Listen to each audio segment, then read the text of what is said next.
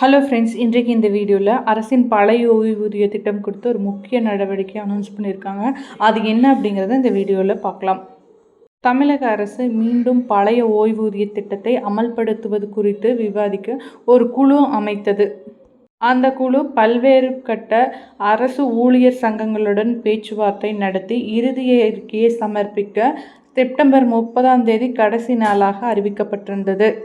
அதன்படி அந்த காலக்கெடு முடிந்தவுடன் அறிக்கையை சமர்ப்பிக்காமல் இடைக்கால அறிக்கையை மட்டுமே சமர்ப்பித்திருந்தது. இதனால் அரசு ஊழியர் சங்கங்கள் அப்போதே கடும் கண்டனத்தை தெரிவித்த நிலையில் அக்டோபர் 6 கருப்பு பேட்ஜ் அணிந்து பணிக்கு வந்திருந்தனர். இந்நிலையில் தான் ஜாக்டோ ஜியோ அமைப்பு வரும் அக்டோபர் 16 கோரிக்கை போராட்டமும் அக்டோபர் 18 வேலை நிறுத்தமும் செய்யப்படும் அப்படின்னு சொல்லிட்டு அனௌன்ஸ் பண்ணியிருக்காங்க.